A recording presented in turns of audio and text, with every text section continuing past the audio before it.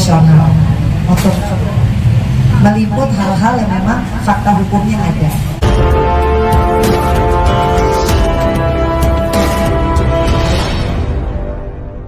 Ya, alhamdulillah hari ini kami undang 52 anak-anak yatim dari doa anak yatim Kandang Gede dari Bogor. Ini udah tahun ke-10 aku selalu sama mereka dalam semua fase kehidupan. Jadi tidak ada salahnya mengundang mereka lagi. Tidak ada salahnya mengundang mereka lagi di rumah Paso, karena terakhir juga waktu pindah ke sini kan belum ada pengajian sama sekali. Jadi sekalian syukuran di rumah Paso, dan juga insya Allah pengajian untuk kedepannya masih banyak hal-hal yang harus tetap aku perjuangkan dan butuh doa dari anak-anak. Kalau sendiri baru pertama kali kan ikut pengajian sama Mama. Kenapa? Pertama kali? Ikut pengajian. Tes. Nggak ada suaranya. Mati ya? Mati, mic-nya. Tes. Nah, ada. Mati. Enggak, udah. Tes. Nah, jadi hilang mic. Ini. Oh, nggak usah pakai mic ya? Kedengeran ya? Oh, nggak pakai mic. Kedengeran ya?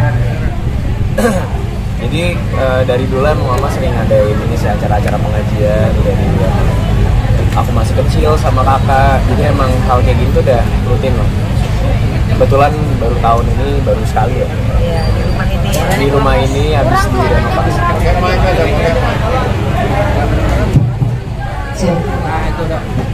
Tes. Ya, yang aku bilang sebenarnya ini udah kayak rutinitas keluarga juga. Dari aku sama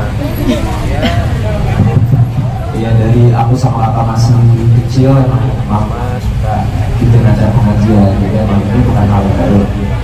Tapi untuk tahun ini dan di rumah Paso yang habis direnovasi ini baru yang pertama kali sih. Mbak Vena, ini adalah bentuk syukur Mbak Vena ketika rumah sudah selesai dibangun, Mbak Vena juga udah sehat seperti ini, adalah bentuk syukur akhirnya mengajak para anak-anak yatim yang memang dahulu kala yang sering banget mendoakan Mbak Vena. Iya, jadi alhamdulillah kalau yang namanya anak-anak yatim Kandang Gede itu kan tahu dari awal aku masih belum ada Fania, kemudian sekarang di rumah Paso lagi, karena rumah ini kan sebenarnya rumah kenangan juga ya. Jadi yang ada salahnya mengundang mereka, dan mudah-mudahan kedepannya aku lebih kuat, lebih sabar, lebih percaya diri lagi untuk menghadapi apapun. Jadi doa anak yatim aku yakini insya Allah dijabah sama Allah, karena kan kita lihat mereka berdoanya luar biasa. Tadi kita baca Yasin begitu semangat, dan mereka ini hafal surat Yasin ya. Kita aja masih baca, alhamdulillah. Dan mereka ini rata-rata anak-anak yang udah umroh dan haji. Jadi anak-anak luar biasa sih. Iya, tadi itu 52 anak. Kenapa 52? Karena usiaku tahun ini 51. Jadi harus ditambah 1. Jadi 52. Jadi memang sengaja dari dulu sama Pak Dwi pimpinannya aku selalu bilang kalau bisa anak-anak kecil. Anak-anak yang masih kecil aja udah tadi kan tahajud ya, rajin tahajud, kemudian baca Quran ya. Aku sih sudah merasakan 10 tahun sama mereka didoakan tuh karena mereka semangat ya, insya Allah ya. Dan aku kan juga di titik sekarang ini lebih terus mendekatkan diri sama Allah, dan sama-sama Roro juga kita di fase yang sama ya Roro. Jadi sama-sama menguatkan, kalau malam-malam gak bisa tidur telepon-teleponan. Ya alhamdulillah punya sister Roro yang rumahnya juga dekat banget gitu. Semua takdir Allah. Semua takdir Allah ya. Ya itu sih. Mbak Vena, apakah sudah lega ke hatinya? Mungkin the new Vena Melinda bangkit lagi? Kalau lega belum. Saya masih di fase, kalau waktu itu fasenya masih fase survive ya. Kemudian ada fase shock, ada fase kayak menyalahkan diri sendiri. Kalau sekarang di fase yang menumbuhkan kepercayaan diri lagi, bahwa ya ini harus aku lewatin. Jadi besok insya Allah kita terapi ya, gimana Roro? Ya, alhamdulillah rabbil alamin Mbak sayang. Jadi kita tetap terus concern untuk kesehatan psikis Mbak Vena Melinda bersama tim psikolognya Ibu Citra, dokter pribadinya Dokter Diki, dan juga besok ada satu lagi konselor yang expert ya, namanya Pak Despa, akan langsung menterapi khususnya di bidang hipnoterapi. Jadi insya Allah nanti Mbak sayang bisa relax, bisa pelan-pelan merilis insya Allah seluruh rasa trauma, depresi atas KDRT. Karena kita ketahui bersama, saya dan juga Mbak Vena Melinda itu belum rilis semuanya sepenuhnya. Jadi korban KDRT itu tidak main-main, teman-teman media. Jadi sakitnya, traumanya, dan setiap malam tuh kadang suka kebangun sendiri, masih nge-review segala hal tentang sakit hati itu gitu. Jadi tetap terus konsentrasi untuk bisa menterapi Mbak sayang, Mbak Vena Melinda, dan terima kasih atas amanahnya. Saya akan selalu mengemban amanah ini dengan penuh kasih sayangnya kepada Mbak Vena, agar supaya kita bisa menyeruakan say no to KDRT kepada teman-teman semua di luar sana yang mungkin kurang bisa berani untuk speak up. Kita akan speak up bersama. Hasilnya peningkatan dari akhirnya terapi, ini apa yang Mbak Vena rasain sekarang? Ada perubahan kah? Atau seperti apa sekarang? Iya, alhamdulillah ini terapi yang keberapa ya? 5. Ya, kelima. Alhamdulillah 1 bulan. Betul. Jauh. Alhamdulillah ya. Pertama aku kan nggak bisa makan, nggak bisa appetite ya, terus nggak bisa tidur yang deep sleep. Tapi sekarang kalau makan udah mulai ada keinginan hari ini mau makan apa gitu. Tapi kalau disuruh ngomong tentang sesuatu hal itu pasti akan cepat nangis ya. Betul. Kalau ada sesuatu yang ya itu jadi Trigger Mbak Vena, trigger, jadi pemicu. Jadi kayak tadi ngeliat anak-anak kecil yang selalu mengiringi aku. Waktu itu kan kakak-kakaknya, karena 10 tahun yang lalu tuh mereka belum lahir kan. Jadi terus ngeliat mereka lagi aku kayak dejavu, karena waktu itu kan aku tahun 2013 tuh ingat banget Januari tuh masih sendirian, baru pisah, kemudian sendirian, anak-anak sempat jauh waktu itu, suffer banget, dan mereka lah nih, aku ingat banget aku datang ke Adam Bank sampai akhirnya mereka yang datang ke apartemen. Masya Allah. Sampai akhirnya detik ini, tapi dengan peristiwa yang berbeda. Jadi aku insya Allah aku yakin doa mereka, doa keluarga mereka, doa sahabat hadir hari ini, mudah-mudahan kedepannya aku mendapatkan kebahagiaan. Amin ya rabbal alamin.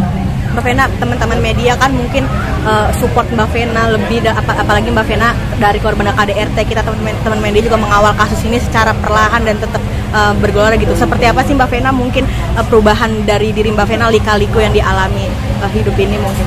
Iya, pokoknya saya kan sama wartawan udah kayak keluarga ya. Kalau sampai kemarin saya agak nggak mau wawancara, semata-mata saya ingin semuanya kondusif. Tapi saya juga ingin teman-teman wartawan mengawal kasus ini, karena wartawan itu dan media memegang peranan yang sangat penting.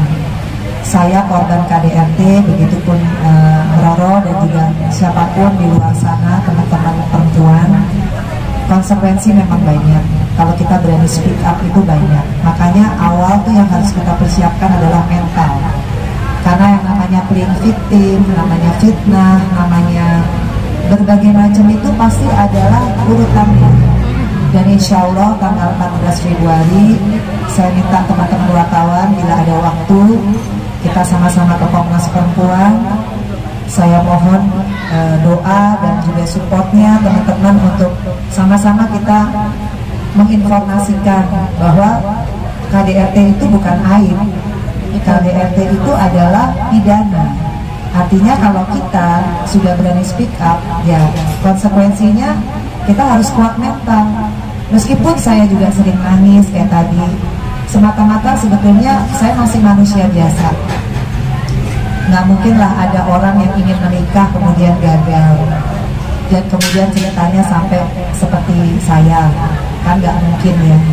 Tapi kalau itu pun terjadi, ya itu sudah satu konsekuensi. Makanya saya bersyukur punya anak-anak yang luar biasa. Kebetulan Feral nggak bisa hadir ya karena ada acara di Amerika, tapi sudah mensupport. Atala juga datang, dia selalu ada di saat saya bilang ya meskipun sibuk ya dek, sibuk cari uang, sibuk macam-macam ya tapi Atala selalu ada.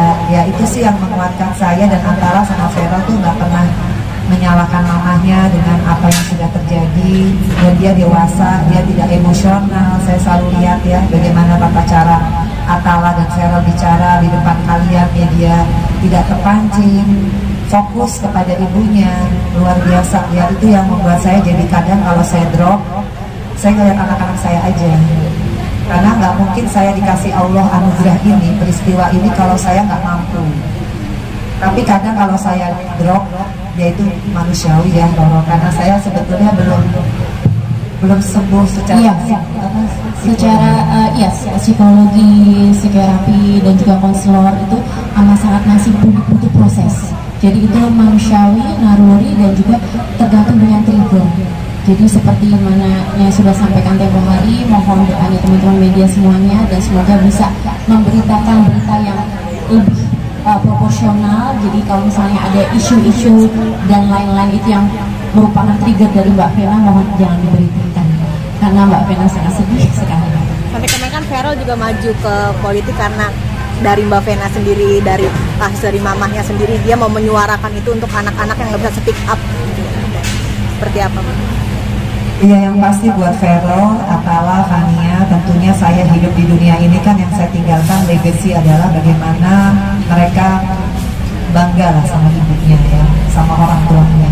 Jadi kalau apa yang saya lakukan itu kemudian menginspirasi Feral masuk ke dunia politik, salah satu agendanya adalah ingin menyuarakan anti KDRT, khususnya di kalangan anak muda, karena dia juga anak muda, milenial. Ya saya bangga, artinya semua isu itu penting ya. Dan saya juga tahu banget Feral punya capable, mudah-mudahan Atala juga nanti bisa ngikutin, Fania.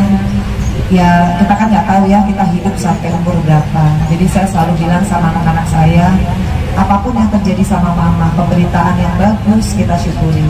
Kalau pemberitaan lagi jelek, ya kita harus kuat ngadepinnya. Meskipun kadang seperti yang Roro lihat, kalau saya udah ngerasa sedih banget, saya telepon dia malamnya.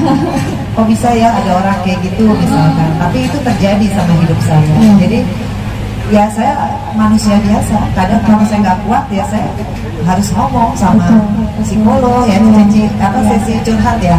Sesi curhat tuh sampai nangis.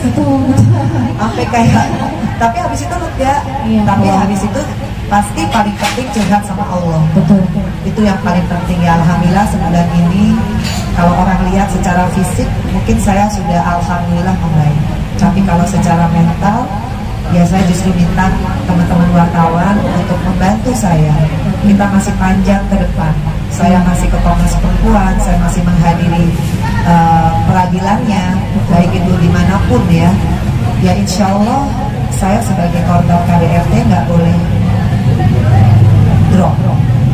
Saya tetap menyuarakan hal yang merupakan kebenaran. Ya mohon teman-teman wartawan juga proporsional untuk meliput hal-hal yang memang fakta hukumnya ada, seperti itu.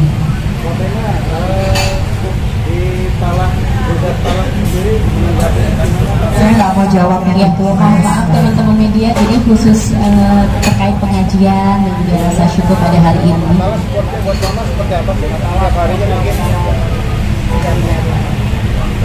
Yang kayak mama bilang, pokoknya kalau aku ada waktu senggang, waktu kosong aku sini lah pasti ya, cek kondisi mama, semangatin dia. Soalnya ya itu, aku sama kakak pengen fokus tuh untuk balikin mental mama aja sama semangat mama sih itu aja. Arti Atala dan Feral apa sih Mbak mungkin? Semangat apa sih yang disampaikan terus buat Atala dari mama? Ya pasti ya, kadang mungkin gak ngomongin masalah ini ya, kadang kita bisa discuss hal-hal lain atau enggak bercanda-bercanda aja gitu, yang apa yang bisa buat mama tuh lebih lega dan gak mikirin masalah. Tapi tetap aku support sama kakak, temenin mama terus, pokoknya temenin dan dengan mama sampai ini semua selesai. Bentuk Atala buat hibur mama biar mama tuh nggak murung nangis, biar bikin mama tuh tahu lagi. Atau punya cara apa sih kalau? Ya aku selalu bercandain aja. Bercandain aja mama, bikin mama ketawa. Sama ya makanya hari ini gimana pengen ajak mama mungkin makan bareng, kan udah lama kita nggak makan ya di luar. Itu hal-hal kecil aja sih menurut aku yang bisa bikin mama bahagia. Kamu nggak malam mingguan? Ya, hari ini makanya aku nggak bawa pacar aku sama mama. Khusus buat mama berarti ya? Iya lah. Iya. Mbak Vera gimana tanggapannya dari tadi dari Ya pokoknya saya juga makasih ya sama teman-teman wartawan. Kalian luar biasa lah, meskipun kita nggak keluarga gitu, tapi saya ngerasain banget gitu ya, pemberitaan kalian itu tetap berimbang. Ya apa ya, kalau soal Atala, Vero, Fania tuh udah gift ya dari Allah.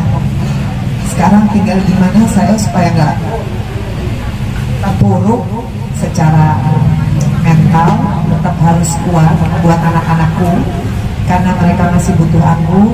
Kalau yang gede-gede pasti butuh doa aku, yang kecil Fania pasti butuh aku didik. Jadi ya sekarang di titik terus memacu diri untuk bersyukur. Jadi healing sendiri ya. Kadang kalau sedih ngomong sendiri, karena saya juga kalau lagi sedih terus lagi semua pada sibuk gitu, udah ngomongnya sendiri, udah bisa, nggak ada apa-apa gitu. Dan alhamdulillah healing itu juga boleh ya gitu ya, boleh kayak ngomong gitu, nggak ada apa-apa gitu ya. Paling enggak ada tahap kita untuk bisa mengutarakan apa yang dipendam, karena kalau tidak diutarakan effort itu dengan diri sendiri, kita bisa lebih drop lagi depresinya. Mbak Vena mungkin udah pede keluar kah? Mungkin udah bisa interaksi sosial dengan masyarakat, seperti apa sih? Tahapnya udah di mana nih Mbak? Ya yang jelas saya belum bisa beraktivitas untuk cari uang ya, belum. Saya harus fokus dengan kasusnya, mudah-mudahan lancar. Tapi saya memang alhamdulillah jadi banyak sholat sunnah sih. Kemudian saya udah bilang sama Roro, insya Allah kita ikut pengajian ya. Betul. Ya. Dan kalau yang lain-lainnya saya memang belum bisa untuk terima job juga. Ya karena masih belum bingung ya mau terima jobnya gimana, masih hatinya masih kadang-kadang suka sedih aja masih gitu. Feral udah hubungin Mbak Vena belum sih dari New York, dari Amerika? Oke, sudah ya. Mbak Vena terakhir, doa apa yang mau disampaikan di acara syukuran ini? Iya, yang pasti seperti yang aku tadi utarakan. Ya, Itu ini aja Mbak Vena. Ya doanya mudah-mudahan semua yang hadir pada hari ini, baik itu keluarga, sahabat, anak, teman-teman wartawan, tetangga, karena kalau kita berdoa yang baik, insya Allah semuanya kembali baik. Dan yang paling penting saya mohon banget doanya dari semuanya, doa yang tulus tentunya, khususnya dari teman-teman wartawan. Saya rasa kalian punya hati nurani, kalian tahu banget kok. Justru kalian lebih tahu ya bagaimana peristiwanya, prosesnya, kemudian ke depannya. Jadi sekali lagi saya mohon kawal supaya ini menjadi suatu pembelajaran buat kita semua, perempuan-perempuan Indonesia. Kalau yang namanya KDRT sekali lagi bukan aib. KDRT itu adalah hal pidana yang harus kita perjuangkan secara hukum dan kita punya jalurnya. Alhamdulillah apa yang saya lakukan ini merupakan sebagai bentuk saya sebagai perempuan, karena saya juga punya hak ya. Ya insya Allah kedepannya saya yakin Allah memudahkan. Itu aja harapannya, makanya pengajian ini kita buat supaya kita melangkah itu dengan tuntunan Allah, bukan karena kita merasa kita mampu, karena manusia itu punya banyak keterbatasan. Tapi kalau kita minta sama Allah, insya Allah semuanya akan lancar. Itu aja. Terima kasih.